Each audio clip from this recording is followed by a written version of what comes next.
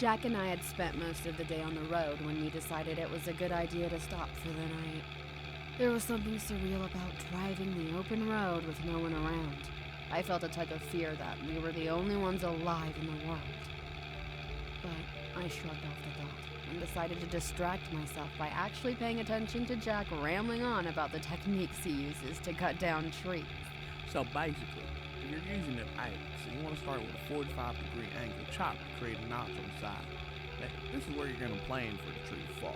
Now, once you keep chopping in a 45-degree angle, with each chop opposite to each other. Should we pull over and set up camp? Oh, yeah, sure.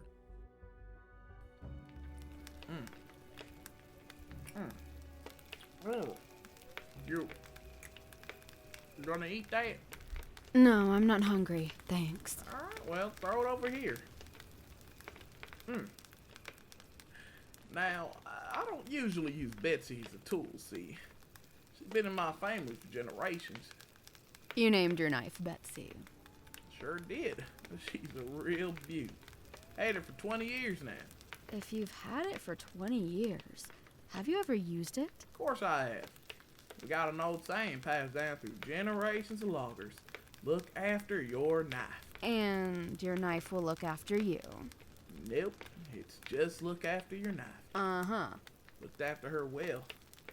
This here knife's had 17 new blades and 14 new handles in the time. How can it be the same knife then? Well, I got a photo of my daddy holding the very same one.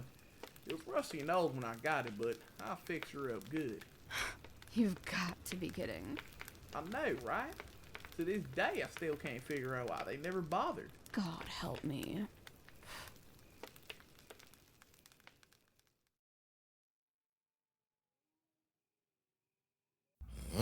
Someone's been here.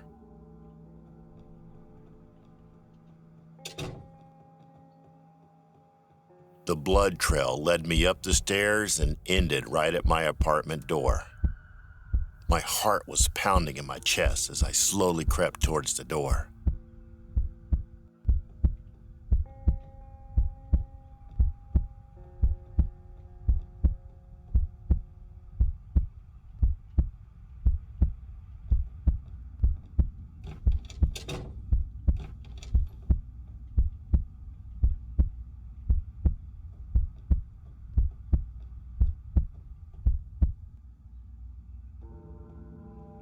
Gregory, I thought you were dead. He was weak and losing blood. I tried to stop the bleeding by placing my hand on his wound and applying pressure. I wrapped a tourniquet around his thigh. Hold still. I bandaged his wound with some ripped sheets and gave him the strongest painkillers I had. Better? Thanks. How is it that you're still alive? After you got us in the chopper, Woods died soon after. I watched the life in his eyes fade away, Sarge. He was dead. His eyes went white, but somehow he sat up. The scientist was shouting to his headset, and that's what caught Woods' attention. I just laid there helpless. As Woods stumbled towards the scientist raised his forearm and Woods bit right into it. The scientist pushed Woods away, trying to fight him off, but he just kept coming back and biting the scientist again and again, tearing pieces of his hazmat suit and flesh from his body. The scientist pushed Woods away and Woods stumbled into the cockpit. That must have hit something, because that's when we started to go down.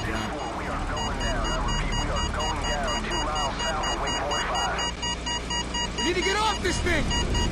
The scientist had a small satchel with a biohazard sign on it.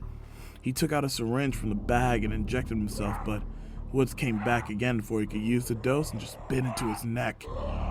The syringe fell to the floor, so I grabbed it. I don't know what I was thinking, but something told me that if the scientist injected himself after the bite, then maybe it was a vaccine. So I jabbed myself as the scientist fought for his life.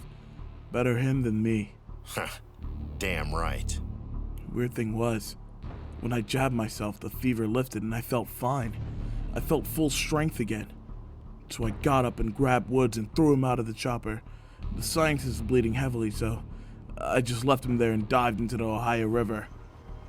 I tried to swim away from Knox County, but there was military taking pop shots at me, so I swam to Raven Creek.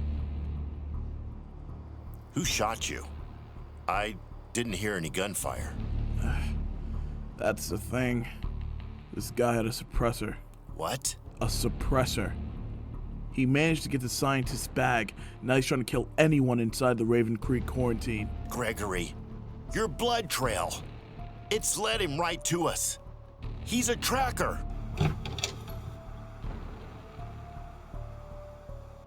He's fucking here.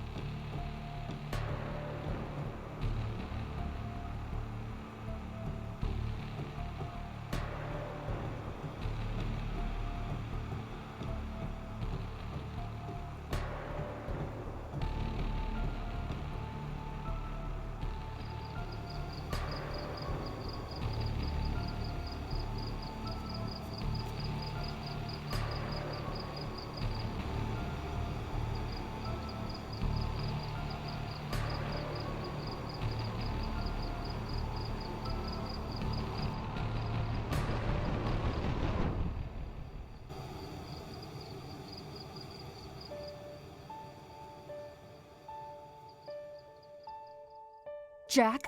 Jack! Wake up! No, Mommy. It's not time for school yet. What? Jack, get up! Something's outside. It's probably just some cattle crossing the road.